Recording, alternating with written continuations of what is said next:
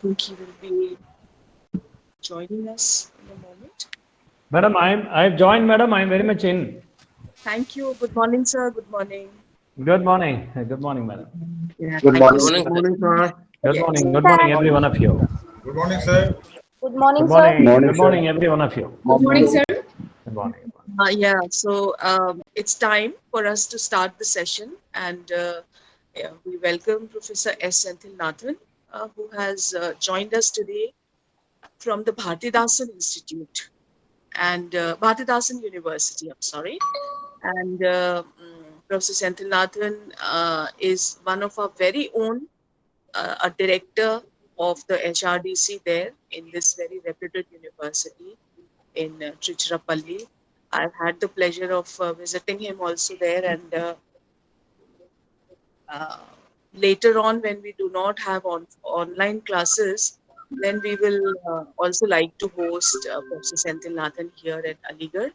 So, a very dynamic, active, and uh, I must say, active director who's performing very well. Looking at his center, one can say he is an expert in teacher education with his master's in English, mass comm and journalism, and then an MEd and PhD. And as you know, this area of technology based learning, e-content development, use of ICT in teaching and in teacher education, and it's very relevant these days. And Professor Senthil Nathan is an expert of this area. He has organized a number of such courses, and he has seen through a lot of e-content development, and he has been a consultant with the UNESCO. He's a member of many state level and national committees on teacher education, and he is also a researcher guiding PhD and being on the editorial board of several prestigious journals. So he has agreed to be with us on two occasions in this course. He will speak today and then later on in this week itself. And we welcome you, Professor Senthil Nathan. As you can see, this is a big batch, and a lot of people will be benefited from you here today. Sure. So we request you to start. So thank you very much, Dr. Faiza, madam. It's indeed a great pleasure for me to associate myself with any program of AMU, let it be the regular FIPs or refresher courses or the leadership development programs organized by the Center for Academic Leadership and Education Management, headed by distinguished director Dr. Kidwai ji and Dr. Faiza madam. And today I'm particularly happy to be with you all, the participants of this faculty induction program, and present to you my views and ideas on integrating the different digital technologies into human learning. And as already pointed out by Madam Dr. Faiza, I'll be meeting you twice, today and a couple of days later, another session. And of course, in this session, I shall be focusing a little more on the different aspects of digital learning. And we will look at the concept of digital learning from different perspectives. And in the next session, I will be focusing more on the use of open educational resources, the free digital resources, electronic resources available for promoting the so-called LFH. Today, like WFH, we have now come to a state of LFH, learning from home. Some 15, 20 years back, I think the corporate business model, it started with work from home model. And now, compelled by this unprecedented pandemic that the world is seeing, it has now become LFH, learning from home. Whether it is a student or a teacher or a researcher, all of us are learning from home. So how do we make use of, or how do we tap the potentials of the open educational resources which are available in huge number? That will be focus in my second talk. So what I plan to do in this session, as I told you, is to take you to different dimensions of digital learning and of course a little bit of conceptual and theoretical basis so that you will understand and develop some deeper insights into the what, why, and how of this digital learning. Okay, this is the plan of action, and I'll be very happy to take your queries and any add-ons to whatever points that I'm giving, because I don't think I'm going to talk about any big technologies which are beyond your reach or which you need some exposure, right? This is something that all of us are experiencing. All our sons and daughters are experiencing it at home. So I'm just going to present to you these things from a teacher's point of view, a teacher trainer's point of view. So I hope my audio is clear to everyone. Can anyone unmute and tell me? Lakshmi Saha, madam?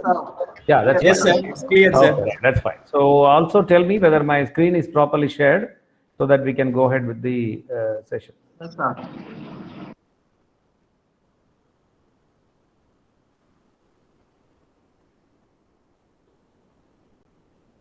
Yeah. So is my screen shared, sir? Can Yes, anyone yes, manage? it is visible. Yes, yeah, that's fine. Okay. Yes. Yes. Yes, Okay, right. So that's fine. So I'm it's sure all visible, of you, sir. yeah. So I'm sure all of you see the title of my session, the presentation: Digital Learning, Techno-Pedagogical Perspectives, Technology, Pedagogy, Integration Perspectives. And I think you also see a small asterisk mark that goes with the topic. I'm sure all of you see that, and I hope all of you can also see what it stands for. Yeah, can anyone please, Jaswant Singh ji, can you just tell me what that asterisk mark stands for?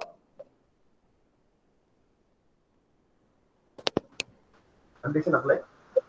Yeah, somebody else says, that's fine. Anyway, right, I was just asking Jaswant Singh ji, what that asterisk mark stands for? You know, whenever you see the small asterisk mark, you should be a little more attentive to see what it stands for.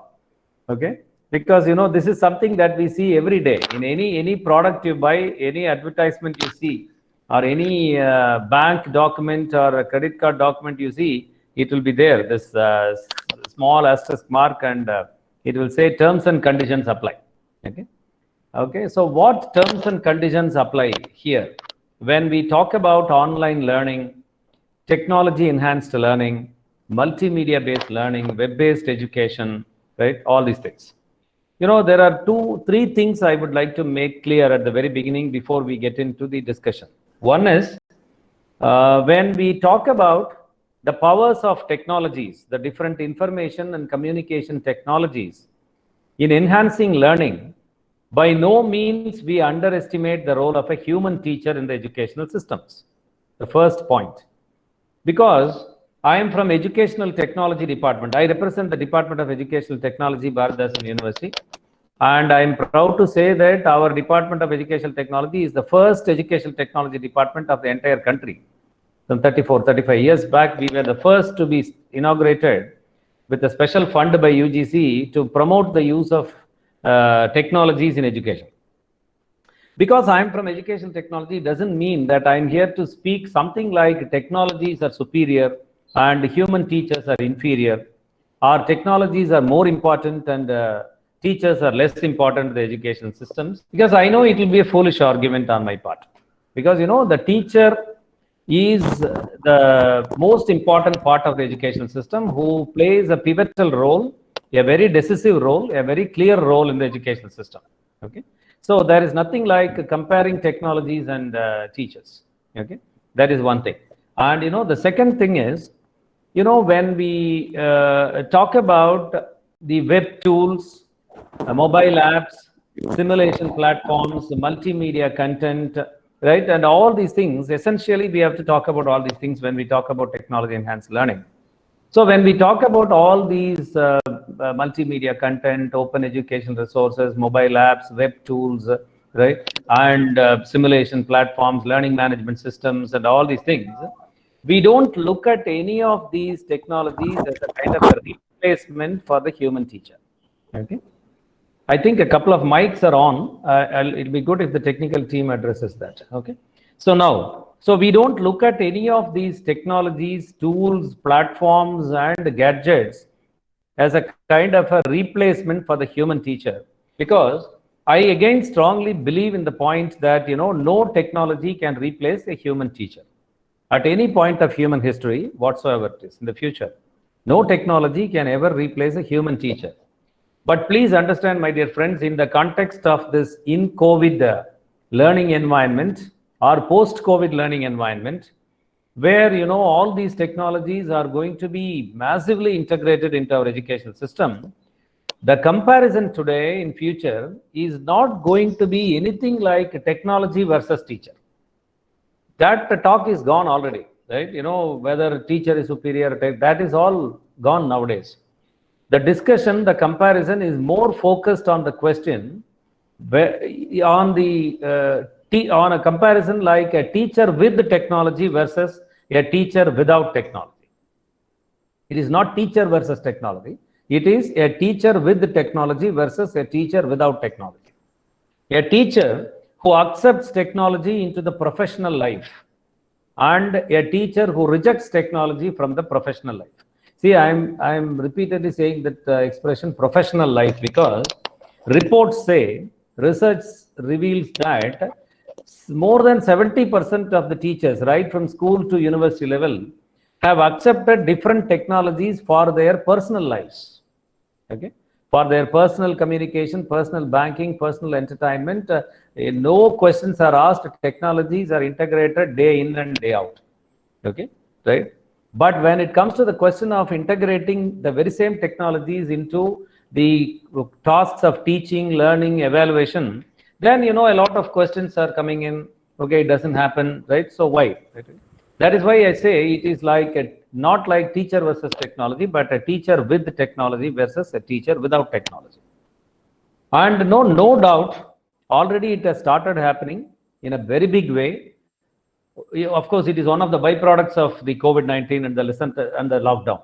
Okay, that teachers without technologies are slowly getting replaced by teachers with technologies. Okay, that has already started happening. I know a number of schools and colleges in Chennai, Coimbatore, my place, right? They said, they called all the teachers and plainly told them, you see, this is our platform. It is going to be our platform, whether it is Google Meet or official Zoom account or Microsoft Teams. If you can handle classes, right, using all these technology platforms, you are in, right? You're most welcome. And in case you have some difficulties, right, no other go, you have to stay home, stay healthy, right? Let all this pandemic gets over and let us, when we get into our regular classes, right, face-to-face mode, we will call you back. So that is the way the schools and colleges are responding to this the lockdown, and the ways in which they would like to manage the situation with the help of technology. Again, please make note, I am saying that, managing the current critical crisis with the help of technologies. Okay, that's the point. And the third point is, when we talk about all these media, multimedia, social media, digital media into education, the new media tools into education, no doubt all these tools have some negative aspects attached with them. Okay, because you should not think that because I'm from educational technology, I'm here to say all good things and present to you a very rosy picture of all these technologies. No, which I need not do. You know very well, right? What is the power of technology these days, right? So it is not that we say everything is so good about technology. There are some downsides to it. There are some negative aspects attached with that.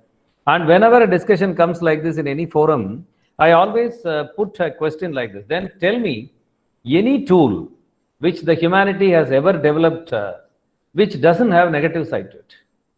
Any tool for that matter which we invent or discover or create, right, for human convenience, it has its own pluses as well as minuses. You see now, Google Meet is a tool, it is a platform, right? It helps HRDCs to go ahead with their FIPs and refresher courses, and it helps the college teachers to qualify themselves for the next promotion in their career advancement scheme, no doubt. But it has its own negative aspects. You have to sit engaged for 3 hours, morning to evening. You have to sit in front of the system, and naturally it will have its own health implications, right? Not only physical health but also mental health implications. All these things are part and parcel of the system here. So there is no tool which doesn't have negative side to it. All tools have some negative. With a matchbox, You can light a candle and you can light a lamp and brighten a room. And with the same matchbox, you can burn down a whole house. Okay. But we don't stop using the matchbox because it has some negative power within it. Okay. So that is the stand that I take with regard to this particular thing. So these are the three important things that I would like to say as a kind of terms and conditions that apply here when we talk about digital learning from its different perspectives, right? So the presentation, can anyone just tell me whether it has moved to the next screen? Yeah, Yes, sir. because Yeah, sometimes, Yes, sir. sometimes when you stay for a longer duration in a particular slide, it doesn't move. Sometimes it happens due to the network issue now. Okay, so the session shall be focusing more on making the learning process more interactive. Madam, I couldn't get you. Doctor Varchasa Saini sir, हम लोग इधर मुजफ्फरनगर के हैं तो और भी मेरी friend कह रही हैं. Madam, I am not getting you. Can you repeat that in English, please? English दोनों है सर. हाँ sir. I will be very happy to do that, my dear friends, but I don't even know a single word in Hindi. Okay, that is a problem with people from Tamil Nadu, right? Due to a lot of language policies and politics that happened earlier, right?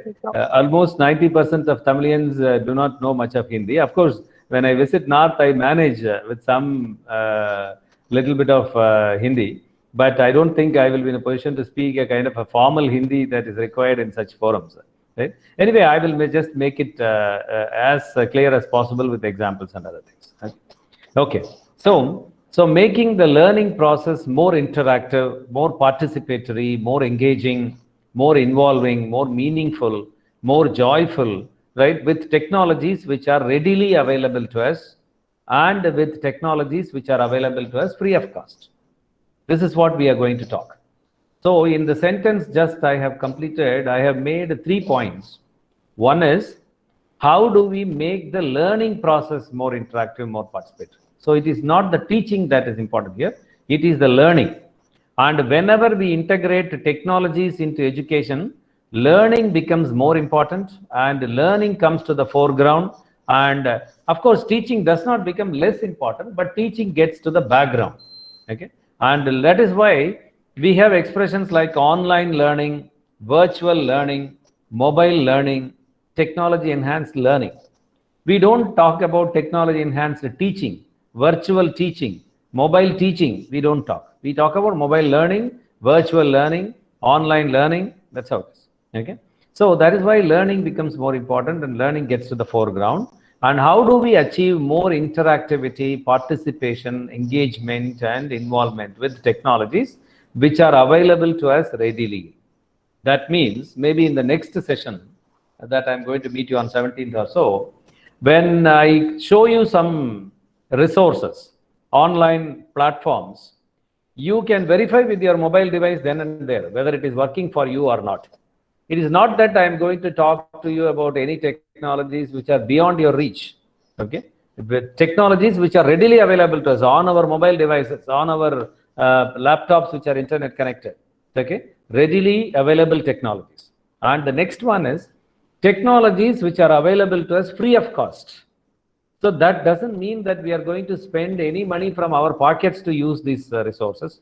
So all these open educational resources, OER, which I will talk more about in the next session, right, are those digital electronic resources which are available for us to use for free of cost. No money is involved. Okay. So we want to make the learning more interactive, more participatory. We want to get more students into the learning process in participation. Okay. I always tell my participants, whether it is FIP or refresher or short-term course in my HRDC on the inaugural address, I make it clear. See, there are 2 ways in which you can deal with this refresher course.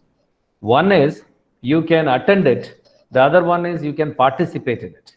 I hope all of you are participating in this program. I hope you understand the difference. Okay.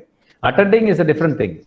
And participation means more involvement, more concentration, more take-home values. That's what is participation. And engagement. Okay.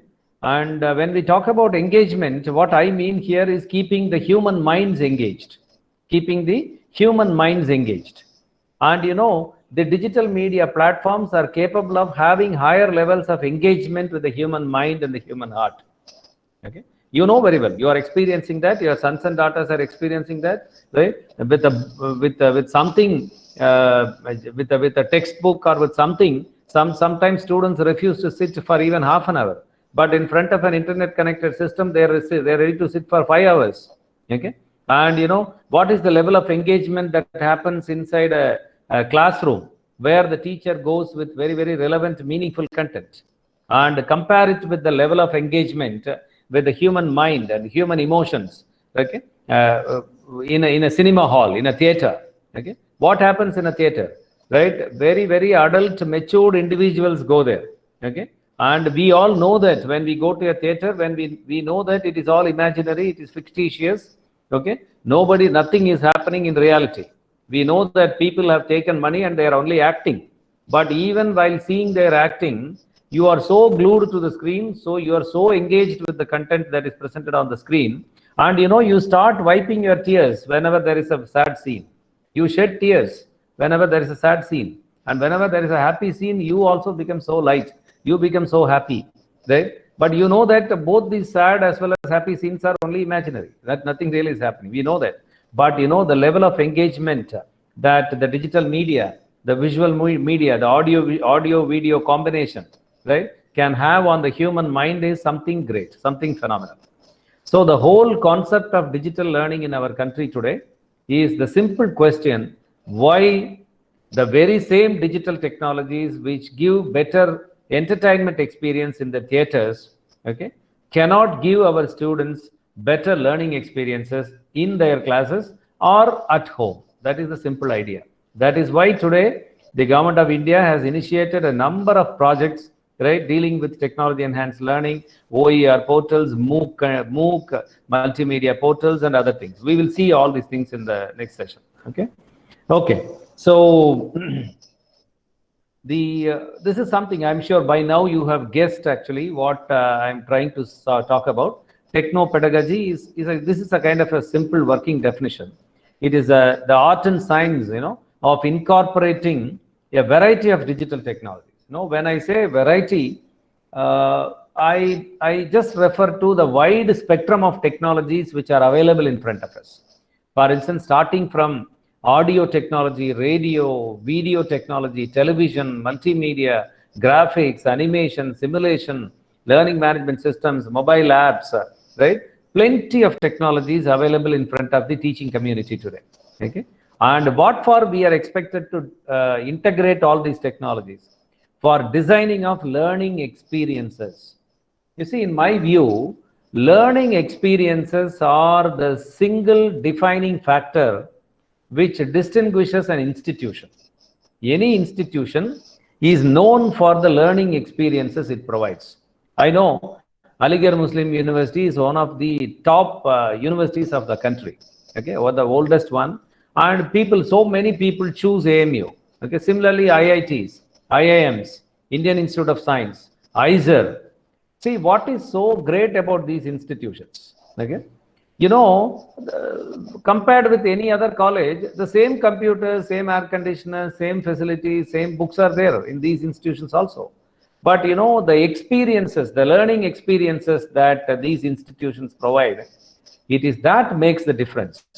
That is why when we say, oh, your son has got admission in IIT Madras, oh, that's fine, sir. Oh, IIT Bombay, that's fantastic, sir. IIM Ahmedabad, oh, that's fantastic. Why? Because, the learning experiences provided by these institutions, they are capable of making a lot of difference to the learners. That is why we have to design learning experiences, right, keeping that in mind. And, for two broad objectives, one is enriching the learning process and the other one, ensuring the learning outcomes. You see, we all know that today we live in this field, in this era of outcome-based education. OBE is now something that you cannot escape from. You all know that. I'm sure you are working with revised Bloom's taxonomy, and you are working with your CO, PO mapping, okay, your program outcomes, course outcomes, all these things you do in your board of studies, I'm sure. Okay, so learning outcomes are important, but equally important are the learning processes also. Okay, we cannot ignore the learning processes. Okay, and we cannot focus only on the learning outcomes. If you are going to give too much of importance only to learning outcomes, then ultimately the process of learning gets affected, and we cannot say that it is fruitful learning, holistic learning. That is why both are important. The learning processes, the means are important as much as the ends. Okay, that is the point. Okay, so now this is something general that we all know. This 21st century, your new education policy or the national education policy 2020 talks so elaborately about 21st century models of education. Okay, and the single tagline of the NEP 2020 is that it is 21st century education, preparing 21st century students for their 21st century life and 21st century workforce. Okay, equipping them with 21st century skills. So there is so much of talk about this 21st century models of education. You can just read some literature available online and get to know more about it. Okay, and since that it is only a kind of a background point, I'm not going deep into it. Okay, but we just know that these are the terms that go with the 21st century. We often interpret this 21st century as a computer age, as an information age, as a knowledge era, and as a digital age or a digital era. These words, I think, are self-explanatory. I think you can easily guess. Why is it called a computer age? It's all computers, right? Everywhere, in one form or the other, it is computers, right? And if I have some 250 participants, right, online, and each one of you is sitting with a computer, right? Whether it is a laptop or a desktop, or even if you're sitting with a mobile phone, I know, and you also know that your Android phone is much more than a desktop PC. Your Android phone, your smartphone can outperform a laptop or a desktop PC. So it's all computers in one form or the other. Why is it called an information era, information age? It is a world today literally flooded with information. 24/7, so much of information is flowing into our home through multiple channels. You take your newspaper, open your radio, turn on your television, your computers, mobile, WhatsApp, anything you open, information is flowing into your home like anything. During the pandemic, you all know how much of information. Of course, there was disinformation and misinformation also, no doubt. With regard to COVID-19 and other things, there are a lot of things happening, which I'm not going to talk. But the flow was so high. The volume of information was so high, and the speed of information flow was so high. That's why we call this as an information age, and we call this as a knowledge era. I'm not going deep into it. That is a talk by 1.5 hours of its own. So I'm not going deep into it, but I would appeal to you to read something about 21st century learning. You will get to know a lot about knowledge age education and the knowledge of the knowledge era, the dynamics of knowledge that is changing. Okay, lot of discussions are going on. I appeal to all of you to read a little bit about it before going to the classes, before sitting in any board of studies meeting. Right? You should know something about what is happening in with regard to the dynamics of knowledge change. Okay, so that you will be making a better contributions in your board of studies or syllabus revision or any curriculum committee or even in your classroom. Okay, so we call this 21st century as a digital age also. And what is so digital about it? I'm sure friends from mathematics, electronics, physics, computer science, you will easily say it is very simple, sir. Digital is the digits, the zeros and ones. Okay, that's as simple as that, the binary code. Because the computing devices, or any of these devices, okay, information and communication technology platforms, they cannot go beyond the zeros and ones. See, even if it is a smartphone, right, when you get a call, you swipe right or left, green or red. Green is accepting a call and red is rejecting a call. And it is 1 and 0. So while you attend a call, it is 1, and while you reject a call, it becomes a 0. That's all. Okay. So it's all binary. And I'm sure there are friends from English departments also. Are there? Right? Are there friends from English departments? Yes, sir. Yes, Yes, sir. yes, sir. Yeah, that's fine. So, all those friends from English departments, of course, including me, right, we will disagree with this point that digital, that is or not everything about numbers, okay? Because the word digital comes from a Greek root, okay? In Greek language, the word digitus, digitus, it means fingertips, okay? The word digitus means fingertips. So when you say it is digital technologies, all these technologies which you operate with the help of your fingertips, they become digital. Okay. It is not that myself and our English department friends are right and computer science, physics, electronics people are wrong, right? Or vice versa. Both answers are right because all these technologies, let it be a keypad or a mouse or a touch screen, any of these things are basically fingertip manipulated, and their functionality is on the binary code. So it's as simple as that. So let us stop with a simple understanding that when we integrate these digital technologies into human learning, that becomes the concept of digital learning, which is now a priority area of the Government of India, thanks to the fact that digital learning is a part of the DII. You know, there is something called DII, Digital India Initiatives.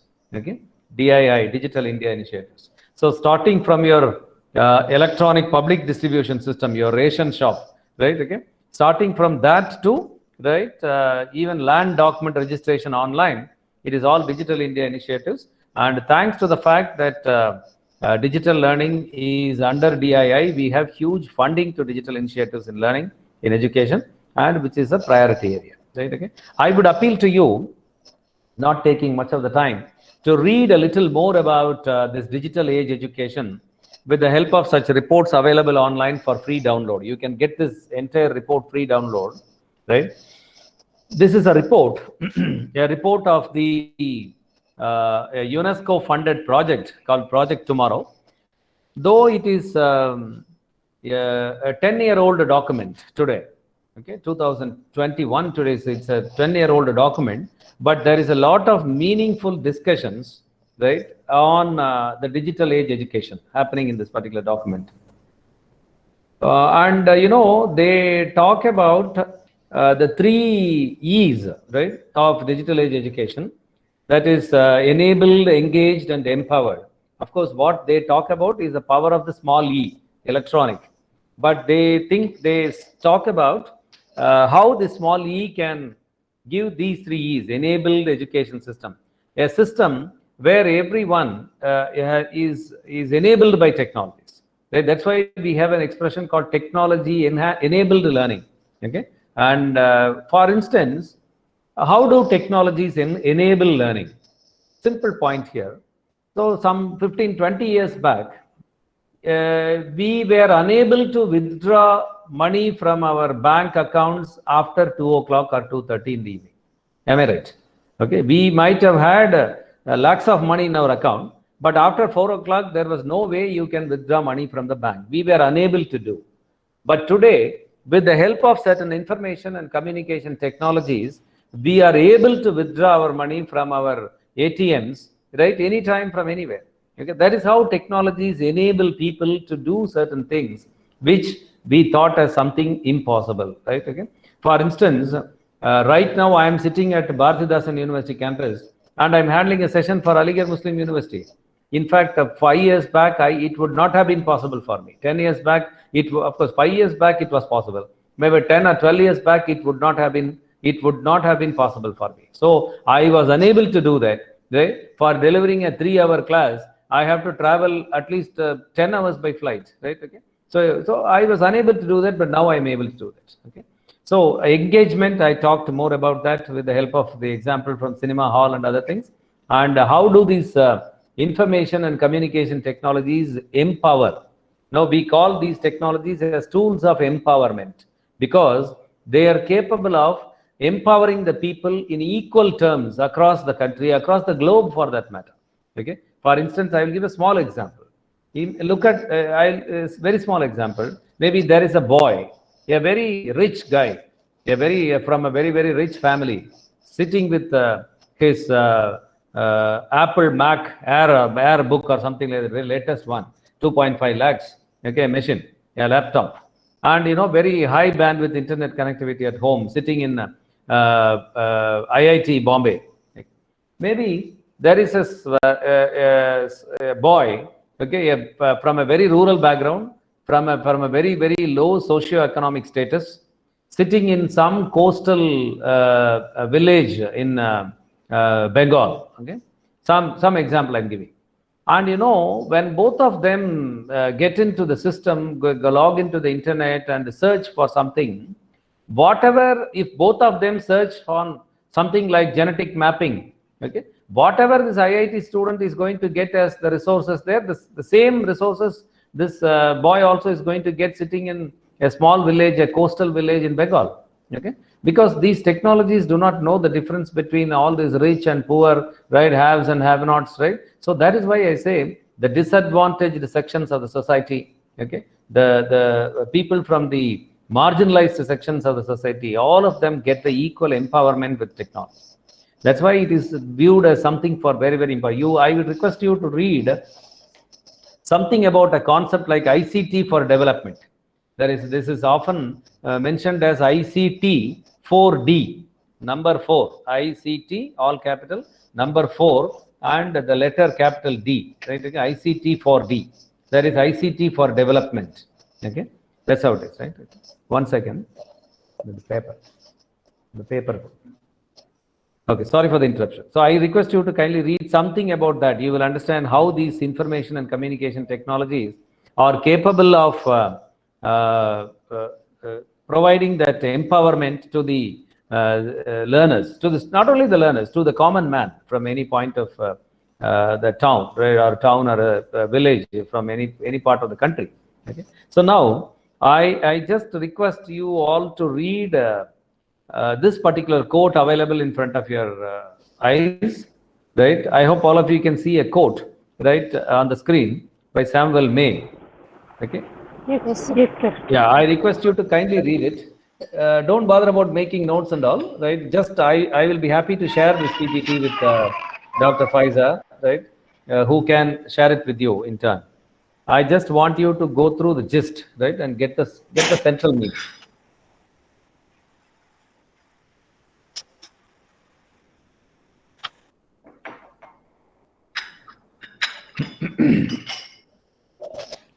Yeah.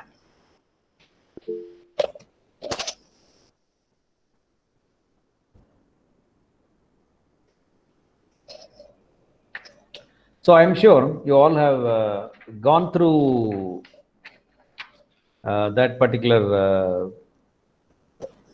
quote, and it's very simple, right? It is a quote given by Samuel May, some individual, we don't know who it is, right? Okay. But it is an observation given by him in somewhere in 1855 about an experience they had very early in 1813.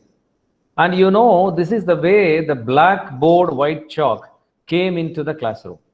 Okay, this is the way the chalk and talk model, right, got into the educational system. Okay, when they went to some training program, I don't know what is that mathematical school, maybe some training program for mathematics or some kind of a special coaching for mathematics, something like that. And for the first time when they saw a kind of a black colored board hanging on the wall, they didn't know what it was meant for. And the white sticks of chalk, okay, and then some cloth for wiping, all these things were something new for them. And when the teachers started using it as a tool for teaching, they were all surprised. I'm not talking anything negative about the use of blackboard here, please understand that. But I want you to think about one serious question. When did this happen? Okay, in which year the blackboard and white chalk came into the classroom? Way back in 1813. Today it is 2021. 208 years, right? This is the way it came. And I have one small question for you to think over, maybe from 10:30 or tea time, just to reflect, right? Is that, again, don't mistake as if I were trying to say something negative about the use of blackboard. No, I myself use blackboard for my M.Ed students classes, and I strongly believe in the fact that The blackboard is a very good tool in a classroom, especially in the Indian setup, no doubt. But at the same time, how is it that you and I'm including myself also, you and I, the teachers, remain happy, remain complacent, remain comfortable with a tool that was introduced into our profession 207 years back?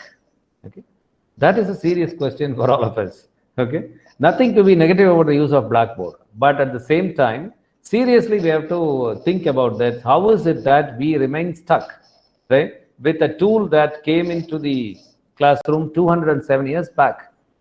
See, my point is simple, my dear friends. This is time for us to think of newer tools, latest tools, right, in our profession. I'll just put another question in a very lighter way, right, as a kind of a small joke, right? Imagine if a surgeon does it, will we accept it? Okay, if a doctor does it, will we accept it? If a surgeon says that, okay, I will do the surgery only with the tools that I was trained some 20 years back. So we choose a hospital, if we want to go for a surgery, only that hospital which has the latest equipments. We choose the surgeon who can handle the latest imported equipments from across the world. So no problem, sir. Even if it is 1 lakh plus, let us not bother about it. But we want to go to that hospital because that hospital has the latest equipments and doctors trained to handle. Okay, so that is what is the point here. Okay, we see the doctors, surgeons, engineers who use all these latest tools in their professional work. They are all products of the teachers. Okay, so this is time for the teachers to think of using newer tools in our professional work. That is my point here. And look at this. This is a huge list. Okay, all these technologies, right, are available today, starting from FM radio stations, educational television networks, right, to the latest ones like intelligent learning environment. Down the line, the last one I have put intelligent learning environments. And I'm not going to talk about any of these things in the given time. I think I'm left with another 40 minutes only. Yeah, I'm supposed to close by 10:30 and with an interaction time for about 10 minutes. Okay, so I have put a couple of things in red color here. MOOCs, OER, educational cloud, and other things. Why? Because of the simple reason that, in my view, okay, these things have to be taken as red alerts by any teacher of the modern institutions. Any of us today, if you have some 5 or 10 years of career ahead, I think this is time for you to look at these things as real red alerts in your professional life, because these technologies and these platforms are going to make a lot of difference in the educational systems in the next 5 years. I'm not going to talk about anything that will happen after 15-20 years. Okay, in the immediate future, these are going to make a lot of changes. And thanks to the pandemic, already they have started making a lot of differences. Okay, I think yesterday there was a news from UGC website. The MOOC SWAYAM examinations are going to start on 18th or so. Okay, so MOOCs have started making strong inroads, right, into our education system. Okay, massive open online courses. I will take you to some of the portals during the next session. Okay, OER, I will talk more about it. Educational cloud-based applications for education. See, it's very simple. I would tell you, don't, especially our computer science people, don't mistake me if I make this observation. Don't take these technology terms something big. Of course, right? Computer science people look at these technologies from an altogether different point of view, because their mind works more with what happens behind this. Okay, but as a common man, as a teacher of English or history or political science, right, or economics or botany or zoology, we are just users of technology. And let us look at the basic technologies from a user point of view. For instance, if you look at this cloud technologies, right, now all of us know that. For instance, most of you have a Gmail account, I am sure. Okay, when you have a Gmail account and when you work with Google apps like Docs or Drive or Meet or Google Class or Google Form, okay, you are working on a Google Cloud. Okay, And when these apps, the applications in the Google Cloud are for education, then they become Google Education Cloud apps, right? That's all. Okay. So we are working on this. We already know our cloud-based work, right? That's a simple thing. So Web 2.0, the second generation web technologies and web tools. Okay? Again, don't take it very as if it's something big. It's very simple. Whatever web that we are experiencing today is the second generation web. Let us stop with that. Okay. For instance, what is the difference between Web 1.0 and 2.0? When is Web 3.0 coming? Okay. Will Web 4.0 come or not? No, these questions are as web is expanding and as it is going to more and more advanced levels, our life is also going to go to that level. That's all. We never knew when we moved from Web 1 to Web 2, but we are using Web 2. Okay. Today, all of us are using. Okay. So that's as simple as that. So if you know the difference between Web 1 and Web 2, it is good. Otherwise, it is very good. Don't bother about it, right? Okay. So let us simply go with technologies, web technologies available, and the experience we get today on any website is a second generation web experience. That's all. Okay. And mobile apps, we know. And if any of you have any questions related to the available mobile apps for mathematics or physics or English grammar or anything, you can ask any of your children, right? If they are in school, especially central board schools, your KV schools, they know more about using all these mobile apps for learning because hundreds and hundreds of mobile apps are available. Almost 90% of them are available for free use, okay? And specifically targeted mobile apps. The English means English grammar alone. Mathematics means especially for algebra, especially for something, okay? For practicals alone in physics, there are some mobile apps like that, okay? And next one, AI, VR, AR tools, artificial intelligence, virtual reality, and augmented reality tools. And these three plus two more things. There are two more things. One is IoT, Internet of Things, and the other one is machine learning, ML, they say. But that is too technical. But these things, AI, VR, AR tools, which are of greater relevance in the context of teaching, learning, and evaluation, artificial intelligence-based tools and technologies, virtual reality. See, if you want to know more about these things, you can visit our website. We have put up a notice for a webinar. I think on August 31st, 11 to 12:30, we are conducting a webinar on artificial intelligence for all, AI for all. How artificial intelligence is being used in medicine, in transportation, in agriculture. Okay, we are having a session. You can join that webinar. It is free. Okay, you can do that. But AI, VR, AR tools, artificial intelligence, virtual reality, and augmented reality tools. Okay, they are going to make a lot of difference. And the use of AI, VR, AR tools are going to result in something like an intelligent learning environment. A web-based learning environment where a lot of artificial intelligence will be working to provide every learner a different learning environment. Okay, I hope you understand that point. For instance, intelligent learning environments are web-based learning environments where every learner will have a different learning domain. For instance, if Dr. Lakshmi Saha, Dr. Jaswant Singh, Dr. Umesh, Dr. Fancy, okay? Imagine these 5 people, Lakshmi, Jaswant, Umesh, Fancy, 4 people, okay? All of them are in 8th standard, okay? At least let them be happy with that thought, okay? And all of them are learning mathematics, the same unit, algebra, okay? If all of them are classmates, a mathematics teacher will come to their class in a face-to-face mode and start explaining the concepts algebra with some examples, some explanation, and some details, and and all the 4 of them will get the same lesson, same example, same explanation, and same exercise. Okay, but if these 4 people, Dr. Lakshmi, Dr. Jaswant, Umesh, and Dr. Fancy, all of them are in an intelligent learning environment they will not be in the same classroom together. They will be sitting at their own place, okay? And all of them will be connected on an environment, and an intelligent learning environment will give each one of them a different lesson, different example, and a different exercise based on their individual differences. Because the way in which Dr. Lakshmi Saha learns mathematics will not be the same way in which Dr. Umesh Bagal will learn.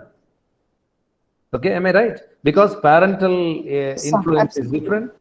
Parental influence is different, socioeconomic status is different, their background knowledge is different, and their learning readiness is different, their learning capacity is different, their previous knowledge is different. Of course, as a teacher, we also know that when we go to a classroom with 40 boys and girls, all these 40 boys and girls are uniquely different from one another.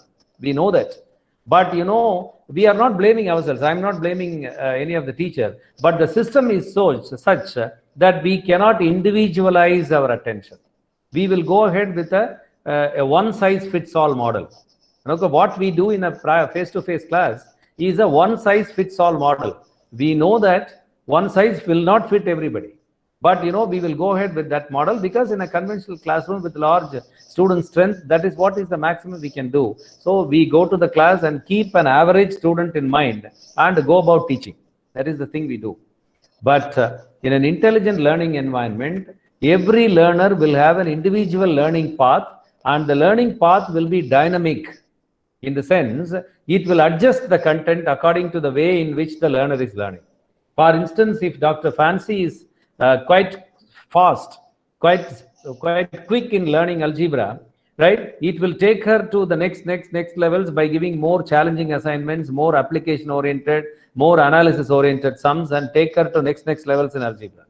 And for some reason, if Dr. Umesh is little slow in that particular unit, it will tell, Umesh, please understand that you seem to have some difficulties. You kindly watch this particular video and then come back here. So it will give some contents to refresh his earlier knowledge, right? And it will give Dr. Umesh, right, simple examples, simpler examples, right, compared with the examples given to Dr. Fancy. That is how it will do. But again, then there may be a question, then what is the role of the teacher, sir, in this, right? If the learning environment is going to take care of all these things. But please understand, the teacher, hundreds of teachers have to work behind a single intelligent learning environment. Because all these differentiated content, exercises, examples, the teachers have to design and load into the system. Only then the system will pick the relevant one for the relevant student and give it. Okay, so that is what is going to be a different type of work that teachers will be doing in that type of an environment where all these intelligent, artificial intelligence, virtual reality, and other things are going to work.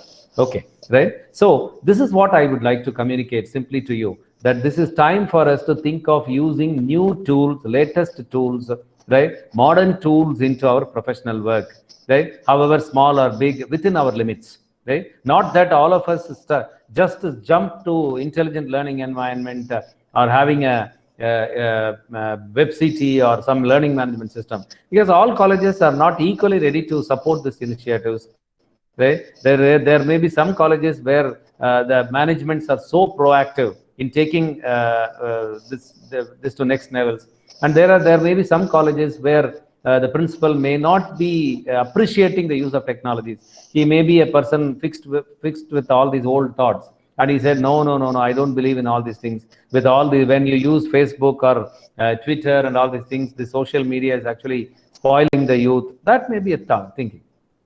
Okay, so that is what is the point here, right? So now it is about I'm left with another 30 minutes or so. So I will just spend a little time on explaining this new media and its impact on the education system, and then just give a couple of thoughts for you to reflect in the days to come, so that with a kind of a base created now, I will be spending more time to explain this open educational resources for digital learning, right? So meanwhile, am I making myself clear to you, right? Any couple of people can just unmute and tell me, right? Yes, Yes, sir. yes, sir.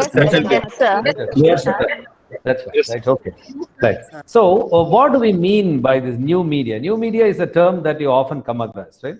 And it can have different levels of meaning also. In journalism, communication, media science, several layers of meaning are attached to the word, the phrase new media. But for our practical purpose of discussion here, we will just look at this new media from only one point, that it stands for the WWW. Okay, that is a simple thing. Okay, I know that it is easy for you to guess. WWW is all about World Wide Web, and I would appeal to you. You can look at it from another point of view also.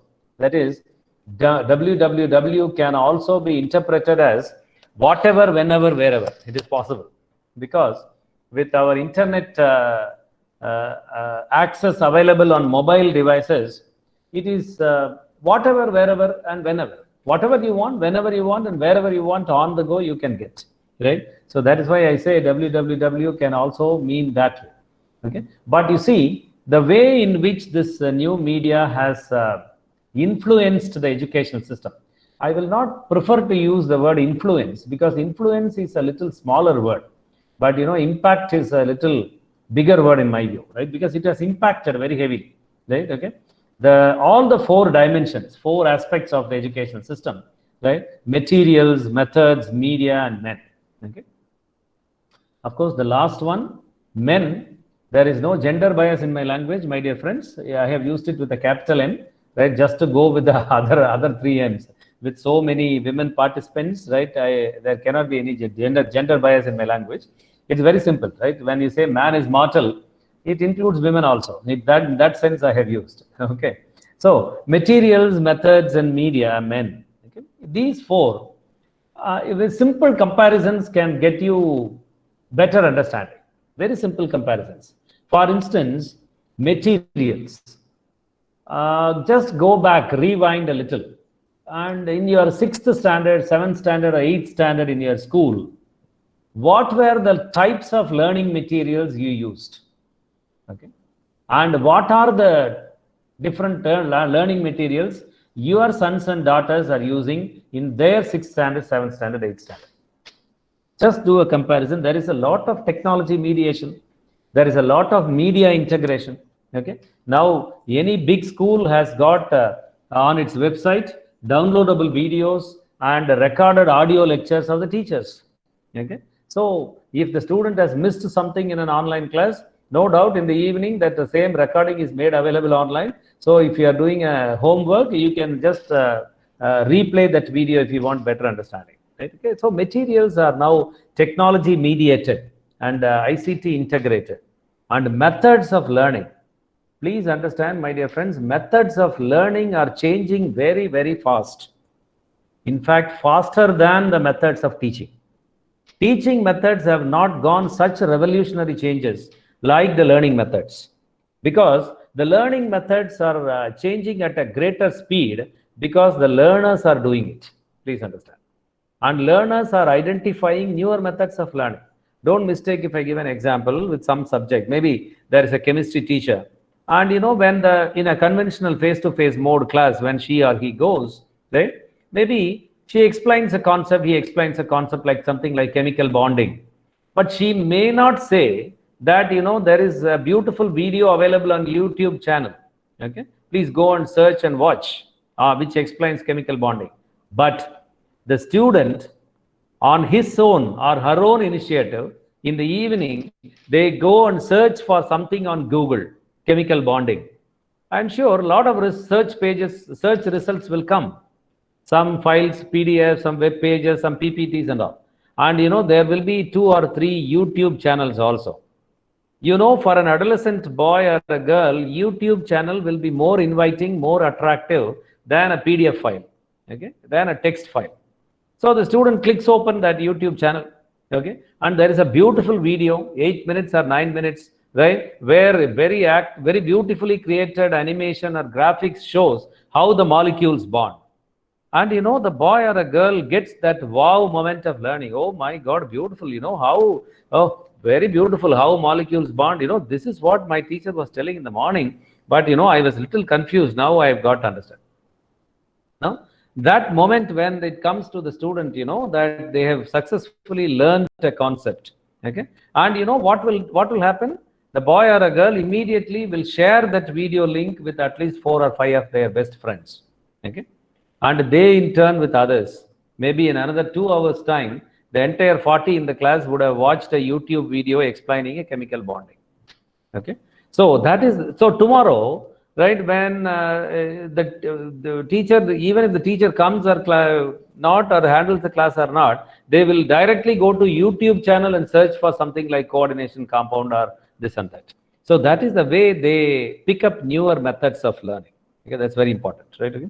And when we talk about media, right, of course, the electronic media, the digital media, the new media, right? And one small comparison, as I told you already, a simple thing. Most of us here in this meet, I don't know who is the youngest and who is the oldest in the group of 200 and plus, right? But most of us, more than 60%, 70% of us, we have been brought up in a text-based learning culture. We have been brought up in a print-based learning culture. Am I right? We are a part of the print media culture. Right from our school days to our MPhil days or PhD days, or we joined as a college as an assistant professor or a lecturer, we were learning everything from the print or handwritten lecture notes or some little bit of listening to lectures, right, in the classroom, live lectures, that is not recorded lectures. Okay, so we are a part of the print media culture. Okay, but today's boys and girls, they have hundreds and hundreds of non-print learning resources. They are a part of a digital media culture. Okay, and I remember, I'm reminded of a beautiful observation made by the New York Times. You know that the New York Times is one of the best newspapers or the best journals of the world, especially America. And sometime earlier, 2016 or so, in one of the editorials, they wrote something like that: learning like culture was once an oral thing. Okay, I am exactly quoting within quotes. Learning like culture was once an oral thing, then it became a print thing. Now it is slowly becoming a digital thing. Okay, so learning once was oral, because in the Gurukula days of the education system, it was all oral. The guru spoke and the Sishyas listened. That's all. Okay. Then it became a print thing. In our school days, our college days, learning happened from the print materials, right? Lecture notes, right? Textbooks, right? Reference books, right? We started buying or taking from the libraries. Okay. And now it has become a digital thing. Okay. That's what is the point here. Okay. So that is the kind of a media, right, that we talk about. And I spoke already about the men, the men and the need for men and women to undergo changes with whatever changes that are already happening in the system. Okay, that's important here. And the impact of the new media on the education system that has given what is called the digital age pedagogy. Okay, it's a new pedagogy, a digital age pedagogy. And if you put a philosophical question to this, why? Okay, why there is a need for digital age pedagogy? Very simple. Every age should essentially have its own pedagogy. For instance, in the agrarian age, in the agriculture era, there was a different pedagogy. Okay, and in the industrial age came, okay, it was a different pedagogy. Okay, so now we are moving into the fourth industrial revolution period, right? Fourth IR period. Okay, so when it is a digital age, it should have a new pedagogy. That's it, right? Okay, but that digital age pedagogy, unfortunately, was thrust upon us by this unseen virus. Okay, that's what is the reality. Okay, in fact, if there had not been something like this pandemic, I don't think so much of digital learning would not have been happening in our country. But that is one of the byproducts, whether we are happy about it or sad about it, but that is the reality.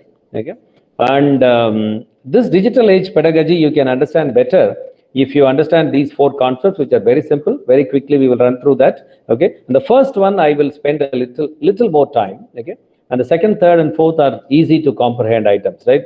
The digital learning environments, the second one, if you take, very simple. Today's learning environments are not physical learning environments.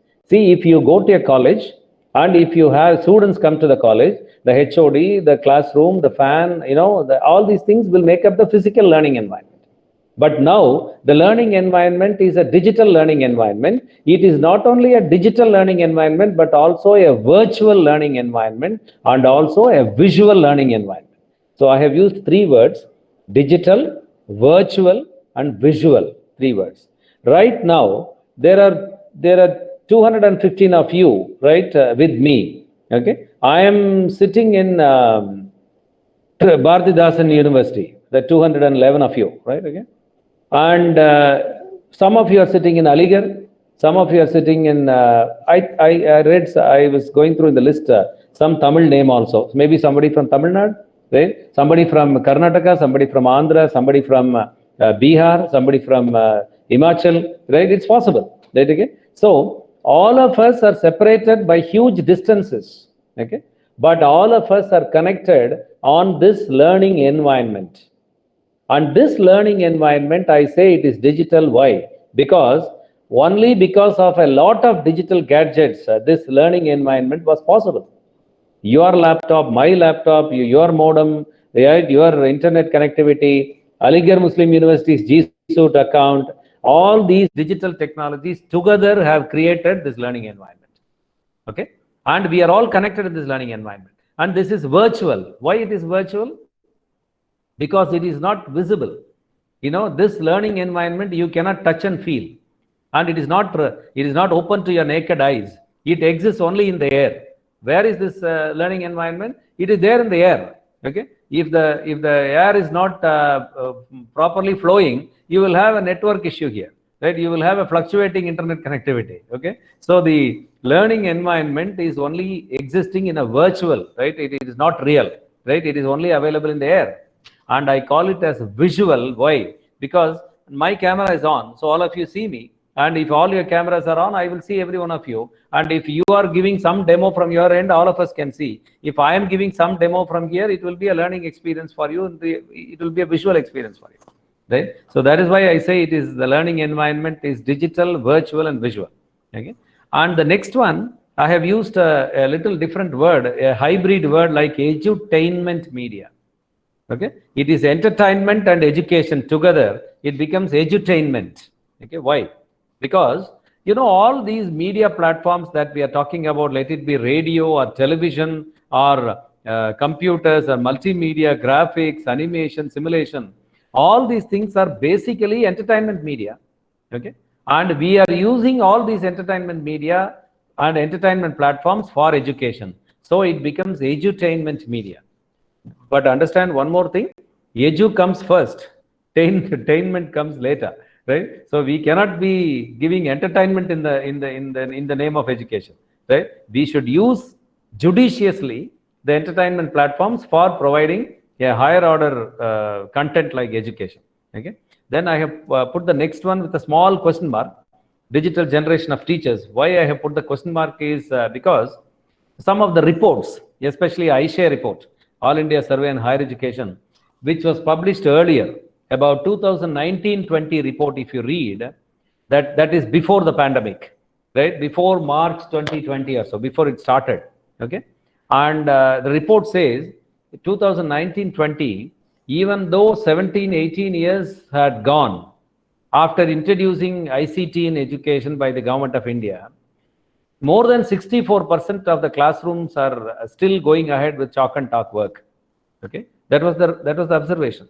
That is why I have put a small question mark. Okay, that is, if this pandemic had not come, if this compulsion had not happened, how many of the teachers would have gone online for their teaching? How many of the teachers would have used all these digital technologies for facilitating learning to the students in better ways? Okay, that is the question here. But now under compulsion, right, we are all into these things, right? That is why I say it is one of the good byproducts of the COVID-19 and the pandemic. Though we are not so very happy about the negative implications of COVID-19 and the lockdown. Okay, so that is the point. And the first one I told you, I will spend the 2 more minutes here. Digital generation of learners. Why we should spend more time? Because simple thing, your national education policy, again, it says repeatedly the purpose of revamping the education system for the next 35 years is to make it learner-centric, is to make it student-centered. And if you want to make your education into student-centered or learner-centric, you should have deeper insights about your learners. You should know who are your students, for which I will say that you can read a person like Mark Prensky. Okay, Mark Prensky is a very, very celebrated writer. He is a thought leader, a very revolutionary thinker. Okay, and some of the ideas given by him in the very early stages of his research, they were rejected across the world. But now all these things have become a reality. I would just spend 1 minute to talk about the first one: digital natives, digital immigrants. It's a very beautiful document. It's available for free access online. There is a website also, markprensky.com. You can download the article. It's about 5 pages at the maximum, 5 or 5.5 pages. But very, very meaningful and very thought-provoking. Okay. For instance, what is the simple idea he gives here is that he says that the entire human race, the entire humanity, the human population of the world, or any country for that matter, you can classify them into 2 broad categories. Okay, and this broad classification will be based on one important thing, that is the year of birth. Okay, in which year the individual is born. Okay, and he says any country will have one period of about 3 to 7 years period known as electronic boom period. Electronic boom period. What happens in an electronic boom period? The electronic gadgets, the cost of the electronic gadgets will go down drastically week after week, month after month, and common men and women will buy a lot of electronic gadgets for their daily work at home, at office, okay, in the industries, everywhere. That is what is an electronic boom period. Maybe in the context of India, it was somewhere 87, 88, 89, 95, till that 7-year period. Because that was the time, right? This LPG came, okay, foreign collaborations with many Japanese and companies and all, the Maruti car came, all the other things. That was the time, right? When all these technologies, right? Now, before that, televisions were not there, right? For maybe in the one full village, with 100 families, only one home will have an imported television. If somebody was working somewhere in Dubai or UAE, they will import a television and bring it home. That's how it is. Okay? So that was the time for India. And what he says, what Mark Prensky says is, any child born in this world after this electronic boom period, okay, and all of them take birth in a digital world and they grow in a digital world. So he calls those people as natives of a digital world, and he calls them as digital natives. Okay? And any individual born in the world before this electronic boom started, before this digital world happened, okay, and all of them have taken birth in a pre-digital world.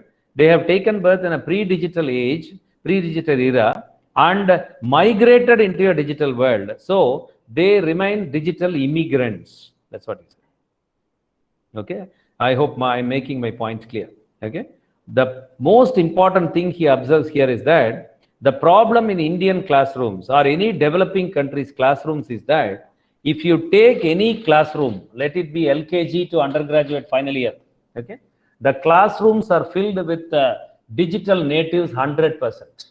Every boy sitting in your second BSc, BA, BCom, every one of them is a digital native, because all of them have taken birth in India after 1994, 95, 96.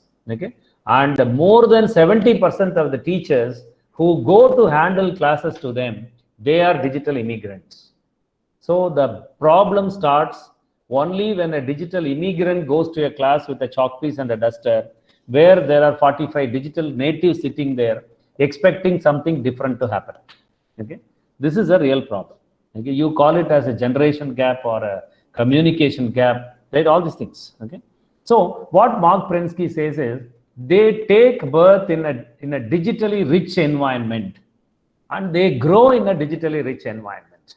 Okay, and today every home is a digitally rich environment. Okay, Every middle class home in India is a digitally rich environment because there are LED televisions, LCD televisions, plasma televisions, your DVD players, sound bars, okay, 5.1 home theaters, laptops, smartphones, right? So we find ourselves amidst all these things at our home. If there are 6 people in a home, if there are 4 people in a home, the minimum number of smartphones are 4. Okay, and each smartphone is connected with 2 SIM cards, so having 4 into 2, 8 mobile networks. Okay, so that's how a digitally rich environment is created at home. And children who grow in this digitally rich environment over a period of some 12 to 13, 14, 15 years, they become what is called digital kids.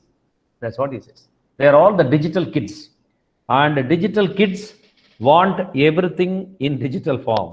Okay, they want digital content, they want digital media, and they live their life in a digital media world. That's what they say. And another good article is backup education. Another very controversial idea, another very, very thought-provoking idea, that is our education system taking people forward or backward? Okay, that's a very vital question he puts and answers also. Backup education, the role of technology in teaching in the classroom, another good article. I request all of you to read. So let me just take you for some light content, right? Okay. You see here, I hope you all see some picture being shown on the screen, okay? Right, I am just trying to give some of the points given by Mark Prensky. One point Mark Prensky says is, one big difference is that the parents and the children, between the parents and the children, no, simple thing is, technologies go into their lives much, much earlier. Of course, not this earlier. This is just to be on the lighter side, I have put this picture. Okay, whatever technologies we got exposed in our late 20s or early 30s, those technologies, these boys and girls get exposed at a very, very tender age. An LKG student handles, or a UKG student handles a mobile device, right, sitting for an online class, which we started doing in our late 30s or early 40s. Okay, that's one big thing. And how babies will be born in future, you see. Okay, if there is something like this is going to happen, right, we should not be surprised. Okay, right, okay. So that is just to be on the lighter side.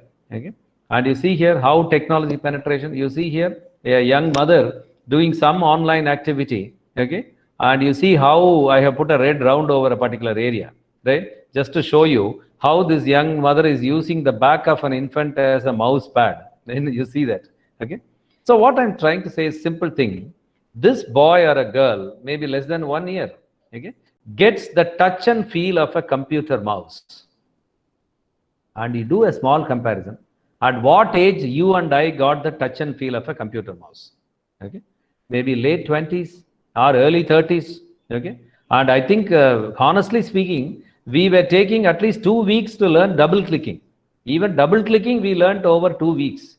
Okay, that is the type of exposure we got. And only after 2 weeks we realized the other side there is another click. We didn't know what to do with that. Okay, but look at this, right? A small boys get the touch and feel of all these digital devices.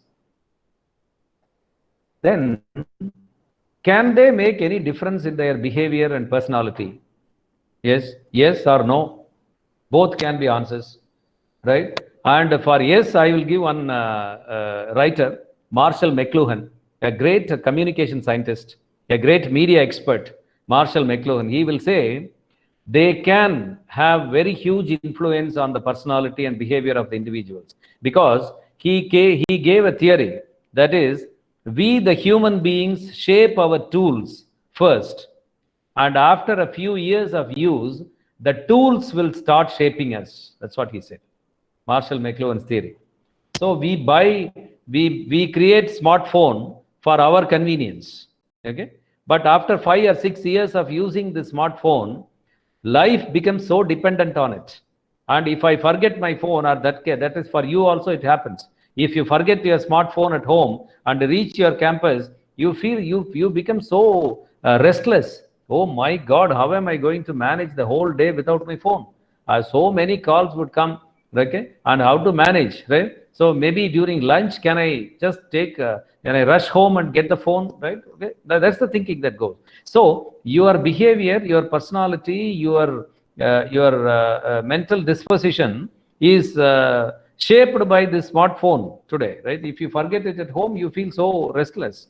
Okay, that's how it is, right? So that is the way technologies can have deeper penetrations. And you see, there is no generation gap. You see, it's all the same touchscreen, right? Generation. Okay. The other day, in some function I saw one student, the newspapers were all there, and one small boy playing with it, right? He was trying to show it to some of his friends, and one boy was trying to expand it, like because they have been reading it in the screens, and they know in the touch screen they can expand it, right? They can increase the font size. Okay, that will not happen with the newspaper printed material.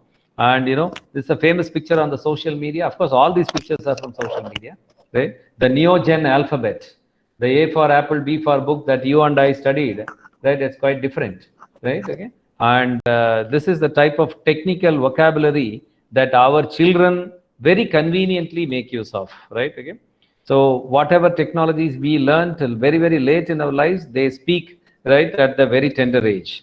And you look at this, a third standard answer sheet, okay, and this is a general knowledge test, and look at the question and the answer, okay, and the answers, okay. I think you will understand better, okay. 3 essential elements of human survival are, okay, what it is, right? And if this question paper had been given to me or our Honorable Director Kidwai ji, right, or even for that matter Dr. Faiza, our answers would have been air, water, and food. I mean, right? For most of us, we would have written that and got the right 3 out of 3. But look at the way a third standard student writes, right? Right. So that is what thing. And if this boy or a girl comes to our class, this is what will happen, right? Okay. Then they will say, "Madam, don't worry, madam. We will make notes, madam. You leave everything, right, on the on the board, madam. I'll just come back, right? Okay. Don't worry. We will make notes, right? So don't worry about that, sir. We will make notes, right? Because they have a digital storage, you see. Okay. And that is just to be on the lighter side, some funny pictures, but they're not simply funny. They have some meaning to communicate, right? So I would appeal to you to read a little more, right? Understanding Digital Kids, right?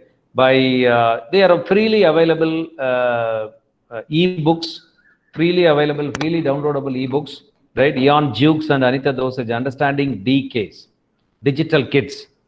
And if you have school-going children at home, your sons and daughters, right? This book will be helpful to you to deeply understand them also, not necessarily your students. Okay, even for understanding your own kids better, I think you can read these people. Born Digital, Understanding the First Generation of Digital Natives.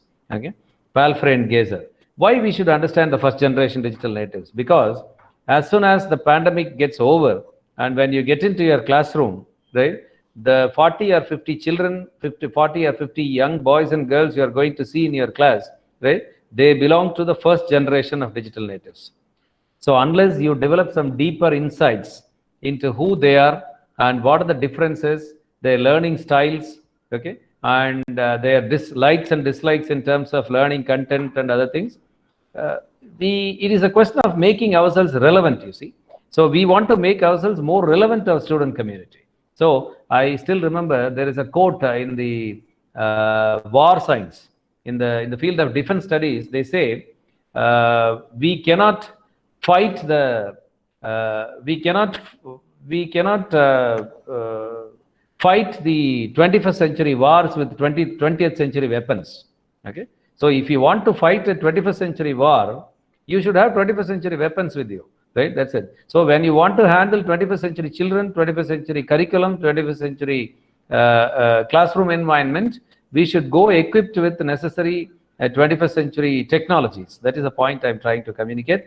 And look at the third book. It's again an interesting ebook available online. Why do I need a teacher when I've got Google? Okay, look at this title.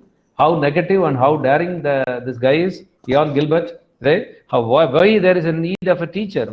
Because already there is Google, right? So Ian Gilbert, what he tries to say, right? He's trying to say that the so-called Mata, Pita, Guru, Devam. This is becoming Mata, Pita, Google, Devam these days. Okay. Is it happening? Right? Is the Google out to replace the Guru? No. Right? The book looks a little negative in its title, but the book is a very, very positive book. Right? Okay. Where there is a lot of meaningful discussions as to why a teacher is needed. Okay, why a teacher is needed, right? For in the era of Google. So when Google can take care of something, right? Let Google give that, and let you and I, the human teachers, give our boys and girls what Google cannot give them. Okay, that is what is the point here. Very simple. So Google can give a lot of things. When was the first Panipat war fought? Right? Who built this dam and who demolished this building? Right? Who developed this? Who invented this? All these bits and pieces of information, let Google give them. Okay? And let you and I, the human teachers, give them what Google cannot give them. The higher order thinking skills, okay, and such things. Okay, that's what I think. That is why I always say, unless a student has a feeling that if I go to class, my teacher will give something which I cannot get on Google, there is no point in the student coming to the campus, you see. Okay, that is the point I would like to communicate. So I'm left with another 5 minutes. So I'm just stopping at this point, you know, just explaining the other two, right? And with a couple of questions, right? Because the next session also is coming after a tea break. I don't want to be disruptive to that. So the digital learning environments are like this. This is a kind of a borderless and global learning environment, right? Where no institution is away from the learner in terms of physical distances. Okay, I'm several thousand kilometers away from Aligarh Muslim University, but at the click of a mouse, a few clicks, I have joined you all. Okay, and I'm there on AMU also now, right? Okay, so whatever experience I can give to the participants, right? If I am there in AMU campus, I'm giving, right? Okay, so that is the simple idea. Okay, and the edutainment media are multiple media, right? Okay, so all these audio, video, graphics, animation, simulation, right, and plenty other technologies are into this edutainment, right? So this is something that I thought I would I will talk about this digital age teacher's role maybe just before taking up the OER session, so that I don't want to be late in concluding the session. So I will just skip this, but I will start this flipped model and other things before starting the OER. So now all that I want to conclude with is, this is the point. So if you want to make yourself a relevant teacher for the 21st century learning environment, which is the digital learning environment, what is essential is mastering the ICT skills. And with regard to mastery of ICT skills, I think I have no questions at all, because all of you have enough ICT skills. See, without some ICT skills, you cannot take part in an FIP online for 1 month. It's not possible. So you all have mastered ICT skills, but utilizing the ICT for creating a new learning culture, that's very important. No, it is something that a vice chancellor, registrar, dean, HOD, principal, they cannot do. A classroom teacher alone can do this, right? Creating a new learning culture for our students. Okay, that is very, very important. How do we create a culture? By repeatedly practicing something.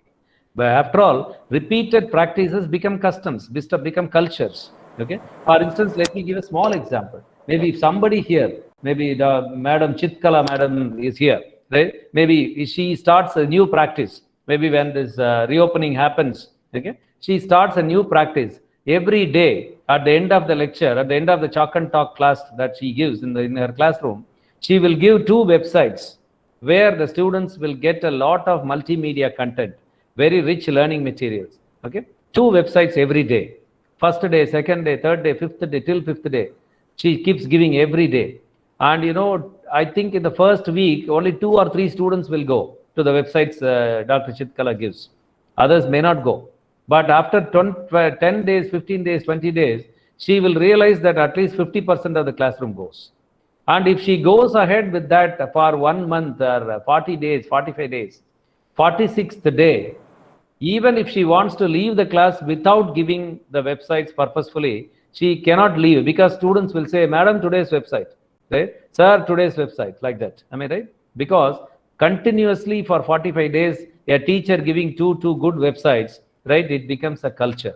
Okay, and then if Dr. Chitkala does it, it becomes her class learning culture. If the entire department does, it becomes a departmental learning culture. And if the entire institution does, it becomes an institutional learning culture. And then the public people will start talking about it. Okay, put your boy in that college here, because that college teachers, all the teachers give two good websites. And in the evening, the boy comes home and sits in front of the computer and makes use of the evening, right, online academically, right? That's what it is, right? Okay, so that is how we create culture, right? We create learning cultures, right? Okay, so I always close my talks with this Alvin Toffler, especially ICT talks. I think you know this guy, Alvin Toffler. He wrote a very famous book, The Future Shock.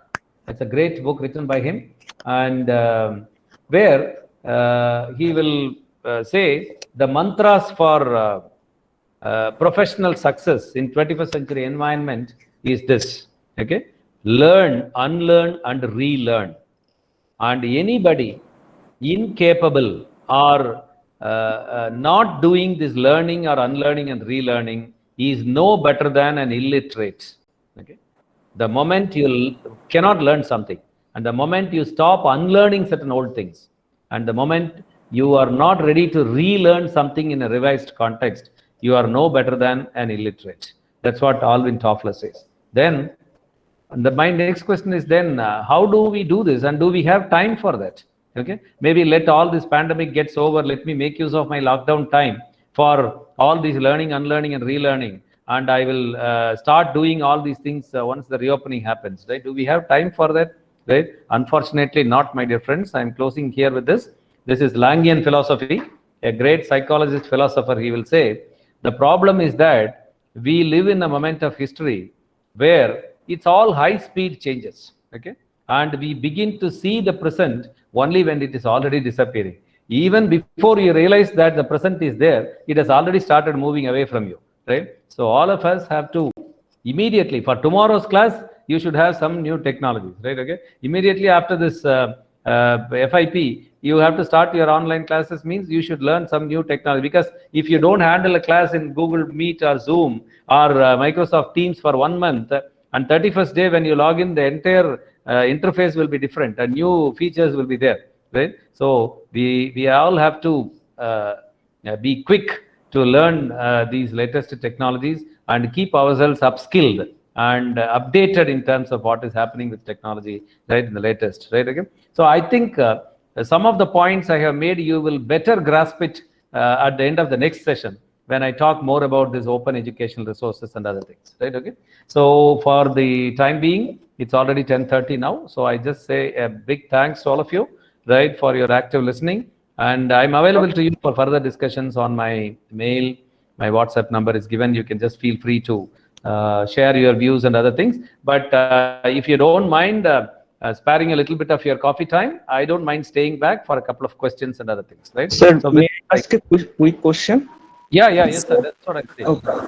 In context of what you said, it's normally found that online learning, as you mentioned, is a bit expensive or is a bit, on the expensive side. So, and in the pandemic situation, many parents have lost their jobs. They are, somewhat, finding it difficult to make both ends meet. And my students, even some of them have complained that they are not able to follow the the online classes properly. So if the online learning is about, as it's absolutely right that it's about interacting with masses, participating with masses, and involving more and more masses. So don't you think that there is a kind of segregation, there is a kind of divide that is being created, and with this online, obviously it is useful. We have no other options, and obviously it has got its multiple advantages. We can connect to people whom we don't know even, but while from a teacher's point of view it is good and it is effective and useful, but what from a student side whose parents have probably lost a job, or they cannot afford it, so can you please that's a very valid point, sir. I fully agree with your point. that this like even we have something like this information haves and have nots, right? These things are part of the system here, because especially in a country like India where high imbalances prevail, right, in the socio-economic, political and cultural conditions. This is a very valid point. I do accept that. At the same time, in fact, the pandemic was something like a blue from the bolt, no doubt, right? Okay, right. We are all. It was a kind of a. It was something that came as a big shock to all of us, right? But there were a lot of things earlier, right, which were taking the education system into more ICT based due to a lot of initiatives at the institution level. For instance, there were, there was something called National Mission on Education through ICT, NMEICT. It is more than 10 years old, right? Okay, it is more than 10 years old. And starting from those days of NMEICT, lots of money was being given to the institutions for equipping their ICT infrastructure, for equipping their bandwidth, like their digital library systems and other things. Unfortunately, out of 10,000 crores initially earmarked, almost some 4,800 crores remained unspent till 10 years after the launch. That means the institutions were not actually getting the benefits of all these things. Okay, that's the thing. Of course, some institutions have done that, right? So like that, the government also, both central and state governments have been trying to do something, right, in bridging the gap. For instance, a state like Tamil Nadu, I know that we have distributed, even before the pandemic, almost all the school finishing boys and girls have been supplied with a free laptop. Okay, and during the pandemic, what happened was that the government introduced a scheme like giving a 2 GB data card free of cost to all the government college students, government and government aided college students, right? Every day 2 GB card, right? Okay, that 2 GB that through LCOT, a governmental organization, it was given to them. So no doubt, this is a huge issue, right? Which the technologies themselves cannot solve anything, right? Okay, it is more of the political will and the policy frameworks, right? They have to address, right? No doubt about it. I do agree with that point. But one point I would like to say is that at least, no doubt, at least the data charges and the device charges are an integral part of us. But once we get these things, very beautiful content, very, very rich content is made available to us for free of cost, right? So the best, for instance, virtual software, virtual laboratories, right? That is why I told you, you will understand some of the things better when I speak more about OER, because this OER is all about free contents, right? Free resources, free tools. Okay, no doubt. But of course, a laptop is a basic necessity. A desktop is a basic necessity. Only over that these things will run on it, right? Okay. So no doubt, your point is valid. But this information communication technologies should not be viewed as a kind of an all cure for every problem in the education system, right? There are a number of problems which technologies cannot sort out, right? Okay. But there are a lot of issues which technologies can help us to do better. So in simple things, I will say, when in the flipped model, actually, I thought I would speak to you, but now that I have skipped those things, I will talk a little later. At least by using lots of readily available contents, the teachers get more time to interact at the next level with the students, right? Not only handling classes, doing academic work, some counseling, some value building, at least for that, teachers get a little more time. Okay, so making use of these resources and readily available contents, right? Okay, so I fully agree with that point, right? That in a country like, in a huge country, in a subcontinent like India, right, where schools are there, every classroom is a smart classroom, and where there are schools where no classrooms at all the classes are conducted under the shade of a tree, right? So all these are part and parcel of a huge country like ours, right? No doubt, right? Okay, I do agree with that. Okay. Thank you, sir. Yeah, that's fine. Right? Okay. Sir, can I share one point? Yeah. Yes, madam. Yes, sir, I have a son and he is 6 years old now. And when he started schooling, after some time, lockdown occurred and he stopped going school. And from that time, he was continuing in this virtual mode of learning. But before some day, one of his teacher came to our home to meet him. And whenever he entered into our room, he told that I thought of taking a chocolate for you, but somehow the shops are closed, so I couldn't bring the chocolate. And then he taught him, and after that, when teacher went, then I asked my child that whether you have you enjoyed the session or not, and he said yes, I have enjoyed, and it was really nice to meet the teacher. And I said, I asked why, because whatever you learn from him in the virtual mode, you are learning the same when he is here. Then he said that though he is not very fond of chocolate, but he said that I liked that the sir thought for me to bring a chocolate. So the love and the affection he got from the teacher, that was very much important, and the inspiration that we get from our teacher, that is very, very much important for us. And that can answer the question that why we need a teacher if we have Google. Yeah.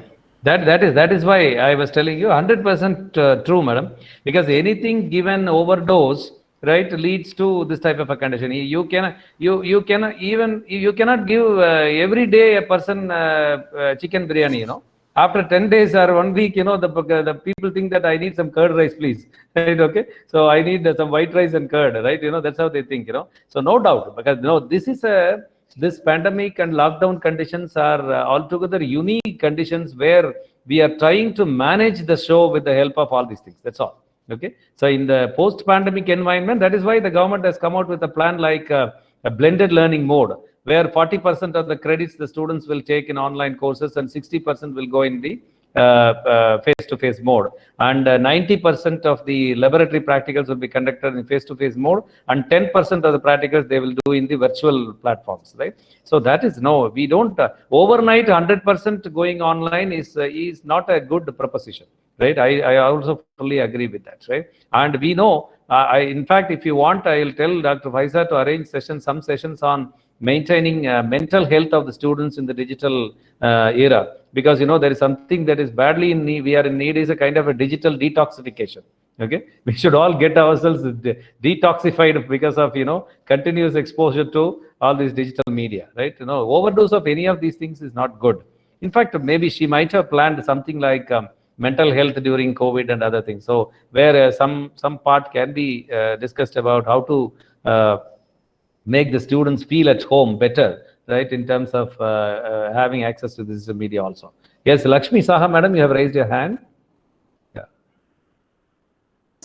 Sir, I have one observation and one question, sir. Yeah, sir, because of this pandemic situation, almost every aspects of human lives have been changed, may it be psychological, emotional, or physical. But because of this digital pedagogy, the process of education haven't stopped yet. So thanks to the digital pedagogy. This is my observation and comments. Yeah. And here there is a question, sir.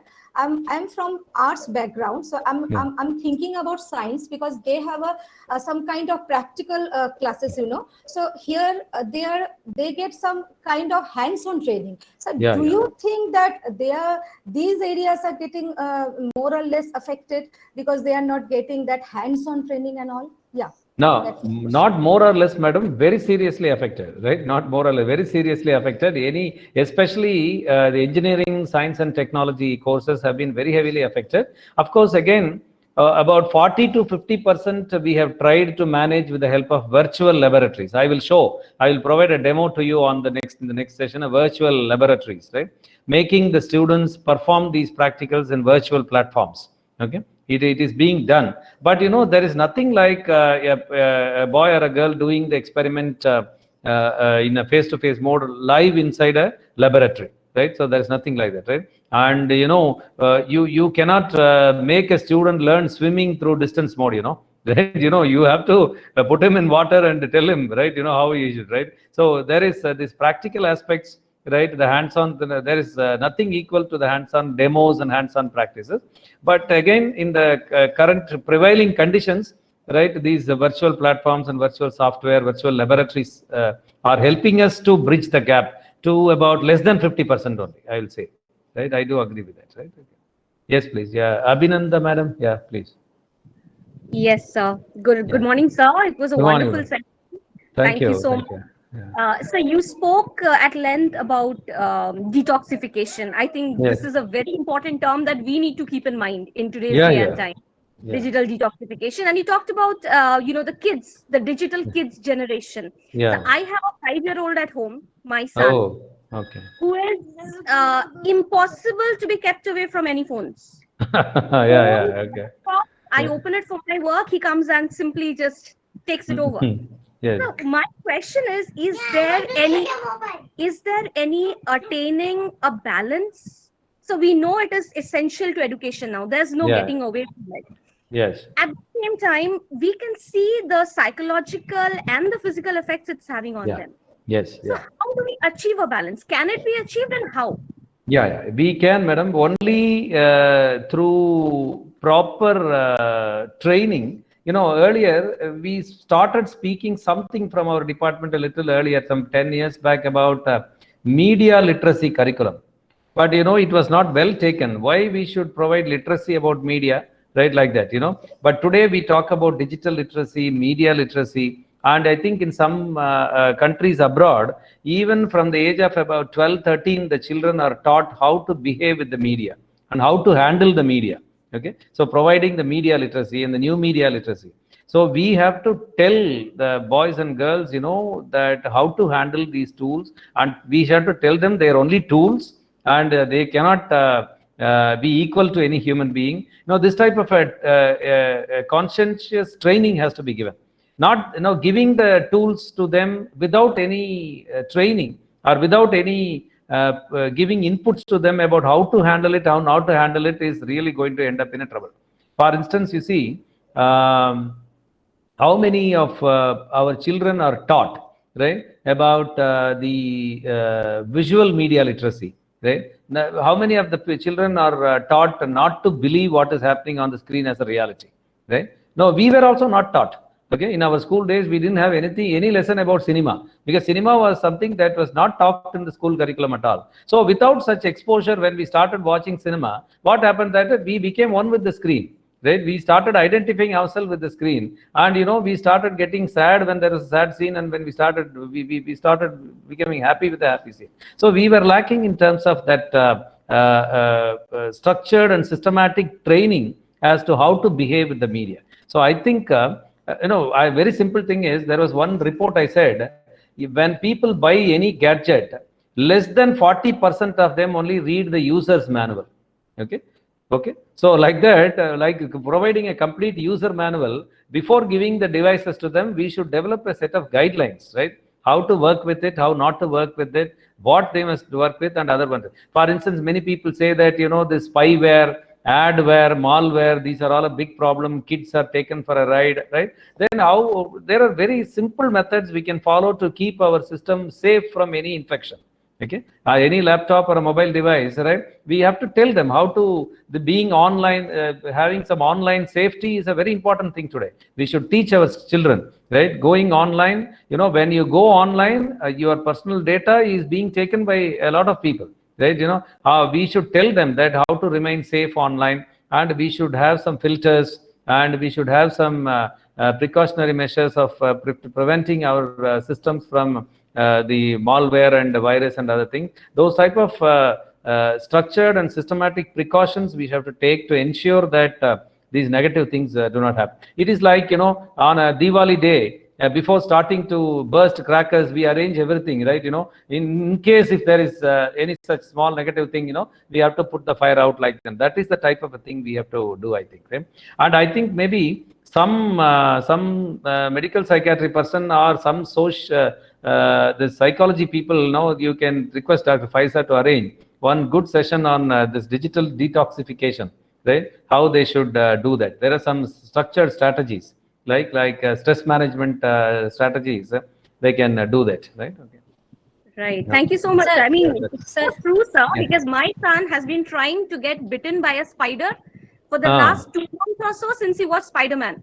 So now he's under the idea that if a spider bites him, he will turn into Spider-Boy. Yeah, that's it, right? These are the kind of, like you said, he's identifying with it and he has no clue where the digital ends and where the real begins. That is, we have to tell them. We have to tell, practically, we have to show, right? That's it, right? Sir, I want to add one more point with respect to Abhinanda ma'am's question. Yeah. Generally, kids do not listen; they imitate. Whatever we do, they will do. So, So for digital detoxification, as I am from computer science background and I had to spend many hours with my laptop before this lockdown also. So what I had to do is that I had to switch off my laptop and my mobile phone for a period of time in every day, so that I can spend time with him and he can see me to not to spending time with my mobile phone and laptop.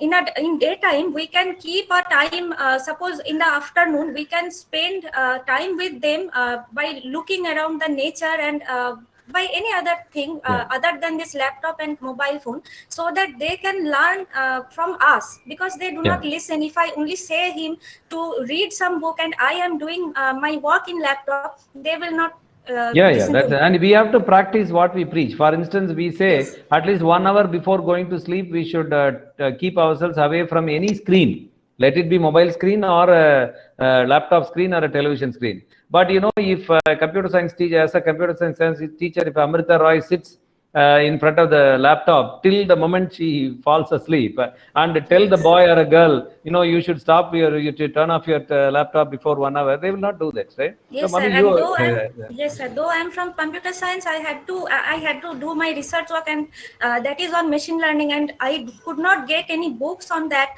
I had to depend on the online systems, but still my son is not addicted to that because of that. So it may work for Abhinanda ma'am also. That's right. I think I would suggest, Dr. Amrita Roy, you do your seminar presentation on this being online safety.